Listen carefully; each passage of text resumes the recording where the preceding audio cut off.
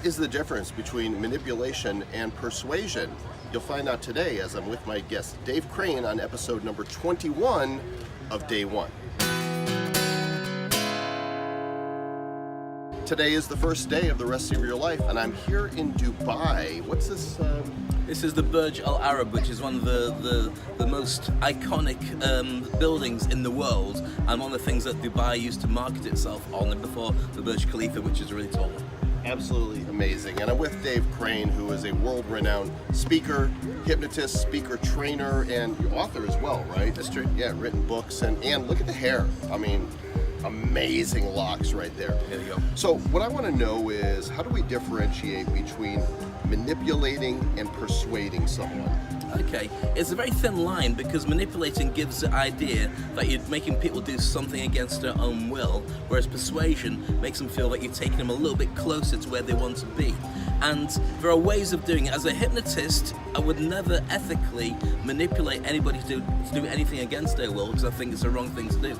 But I've certainly helped people to change the way that they view life and create more success for themselves by getting them to move closer towards their objectives. That means changing their phraseology, the way that they think, the way they see images. It means changing the way that they have aspects of their past that stop them moving forward. Without all the baggage, if you saw your life choices as being positive and good ones, not things that held you back, suddenly you're open to do more things in the future that maybe you wouldn't have done before. So I think that persuasion is used more when somebody's ethical, when they want to do it. Now, how does that impact stuff for the future?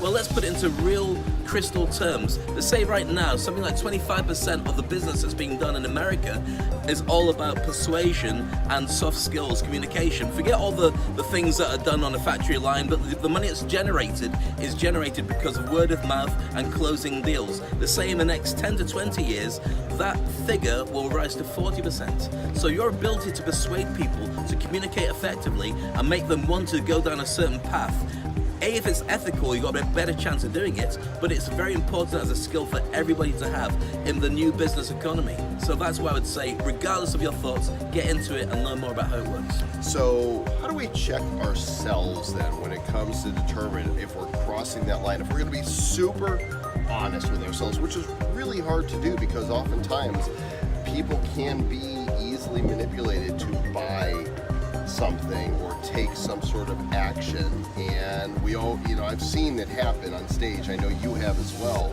and those people will convince themselves that, oh no, this is fine.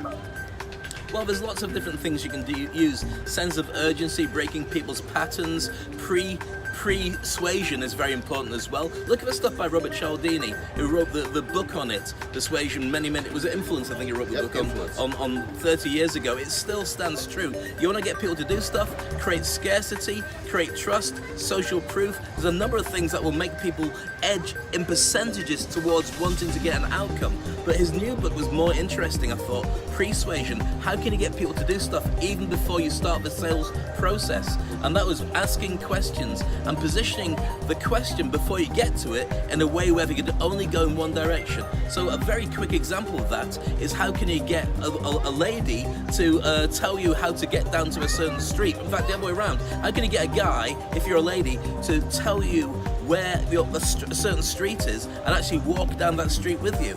Well, the thing is, if the street you're looking for is called Valentine Street, as was tested by Cialdini, there's a high percentage of guys who then went into that process and were happy to help. When he took it one step further, and the next stage was a lady who turned around and said, my mobile phone's been taken by that bunch of thugs over there, will you help me get it back?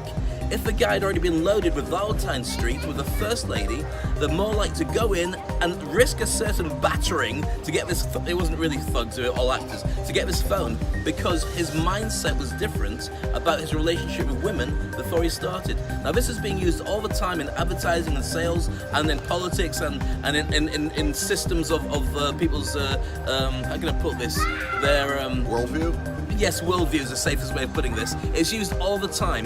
The key to it is to understand how you do it and how it affects you, so you can make real choices. And as long as you're doing things ethically and helping people to go along the lines of doing stuff that will really benefit them, I don't see it as a bad process. Yeah, and I think it's really important to be aware of how the media or politicians or advertisers are seeking to influence you as well, and ask yourself, are they manipulating me to feel a certain way, or are they attempting to persuade me for my benefit? And sometimes if it's not going to get you out your comfort zone and somebody gives you that push, you never know, maybe it's the best thing anyway. Stretch yourself. There's more out there than you know. Dave Crane, website? Come and find me on Dave Crane Global, and I'll be there waiting for you. .com. .com. Do good stuff.